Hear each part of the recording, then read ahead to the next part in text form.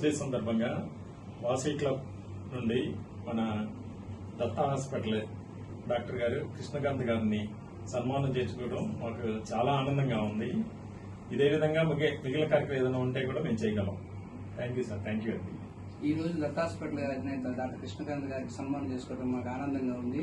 Doctor day సందర్భంగా ఎంతో మానవతావాది, ఎంతో మందికి ఎన్నో రకాల సహాయం చేసిన మా డాక్టర్ గారిని మరీ సన్మానం చేసుకోవడం మాకు ఆనందంగా ఉంది.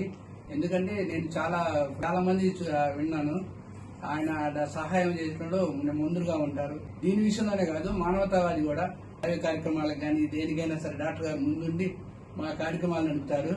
అలాగే మా వైశాఖ కార్యక్రమాలు దేనికైనా సరే డాక్టర్ గారు వెనకాలరు. అందుకని మాకు డాక్టర్ గారు సన్మానం చేసుకోవడం మాకు చాలా ఆనందంగా ఉంది. Thanks sir. జయ వాసవి ఈ రోజు డాక్టర్ డే సందర్భంగా మన డాక్టర్ దత్తా హాస్పిటల్ అటువంటి కృష్ణకాంత్ సన్మానం చేయడం జరిగింది. వారు ఎంతో మానవతంతో ఏదైనా ప్రోగ్రాలు కూడా ఇట్లా చేస్తున్నామని చెప్తే వాళ్ళు ఇవ్వడం కూడా జరుగుతుంది. నా దృష్టిలో నిన్న వేరే వాళ్ళకి పింఛన్ పథకం కింద 3,000 రూపాయలు అనేది పెట్టంగానే కూడా వాళ్ళకి ఫోన్ చేసి ఇటు సంగతి అని చెప్పి పింఛన్ పథకానికి కూడా డాక్టర్ గారు ఇచ్చి ఉన్నారు ఆల్రెడీ. మనకి కూడా ఏమన్నా సహాయకారాలు చేయాలని కోరుకుంటూ. అందరికీ నమస్కారం అండి. జయవాసవి. ఇవాళ డాక్టర్స్ డే సందర్భంగా నన్ను సన్మానించడానికి వచ్చిన మిత్రులందరికీ పేరు పేరున నమస్కారాలు తెలియజేసుకుంటూ, ప్రధానంగా ఇవాళ రోజున డాక్టర్ బీసీ రాయ్ గారి జన్మదినం సందర్భంగా మనం డాక్టర్స్ డే సెలబ్రేట్ చేసుకుంటూ ఉన్నాం.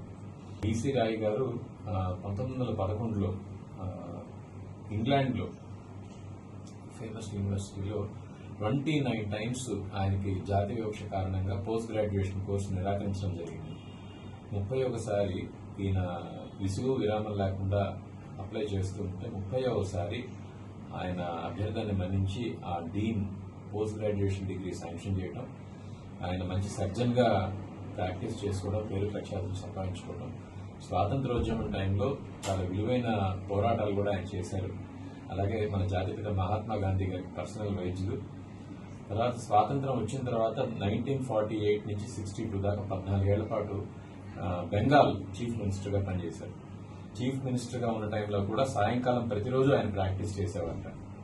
సో అదే కాకుండా బెంగాల్లో చాలా ఉత్తమమైన కార్యక్రమాలు, వైద్య సంస్థలు, సేవా కార్యక్రమాలు చాలా విరివిగా చేసి 62లో ఆయన చీఫ్ మినిస్టర్ గా ఉండగానే పరంపరించారు.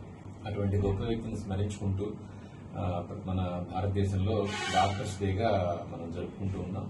1961లో ఆయనకు భారతరత్న కూడా ఇవ్వడం జరిగింది. అటువంటి గొప్ప వ్యక్తిని ఈ మూలకంగా స్మరించుకోవడం చాలా ఆనందదాయకం. సమాజంలో డాక్టర్స్ అందరం కూడా చాలా కష్టపడుతూ, వాస్తవానికి మన దేశంలో ప్రపంచంలో అన్నిటికన్నా కూడా అత్యంత తక్కువ ధరలతో చాలా చీప్ గా వైద్యం అనేది మనకు అందుబాటులో ఉంది.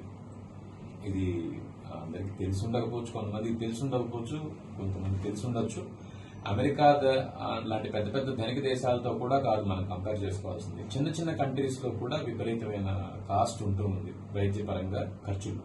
అలాంటిది మన దేశంలో కేవలం 10%, ఇతర దేశాల్లో లభిస్తున్న ధరల్లో 10%కే వైద్యులందరూ కూడా సేవలు అందిస్తూ ఉన్నారు. ఈ 10% కూడా భరించలేని వాళ్ళకి మళ్ళీ ఆరోగ్యశ్రీ లాంటి ఉచిత పథకాలతో మనం చాలా మంది వైద్యం పొందుతూ ఉన్నాం డాక్టర్స్ మూలంగా. నేను ఈ డాక్టర్స్ డే సందర్భంగా ఒకటే విజ్ఞప్తి చేస్తున్నాను, డాక్టర్స్ సేవలను గుర్తించకపోయినా పర్వాలేదు కానీ అవమానించకండి.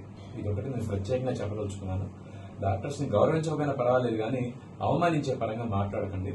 ఎందుకంటే మనకి పరీక్షల్లో 100కి 90 మార్కులు వచ్చిన దేవుడు, ఇంద్రుడు, చంద్రుడు అంటూ ఉంటాం.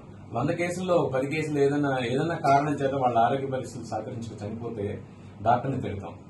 ఈ కల్చర్ మనం మార్చుకోవాలి, ఈ పద్ధతి మనం మార్చుకోవాలి. ఓవరాల్ గా మన అదృష్టం కూడా కలవాలి డాక్టర్ కష్టానికి అనేది ఒక మౌలికమైన సూత్రం మనం అంగీకరించి మనం దాన్ని యాక్సెప్ట్ చేస్తే, దాన్ని అంగీకరిస్తే చాలా మటుకు ఈ రోజున డాక్టర్ కి పేషెంట్ కి నడుస్తున్న ఒక కమ్యూనికేషన్ గ్యాప్ అనేది ఏదైతే అంతరం ఉందో అది ఖచ్చితంగా సమసిపోతుంది.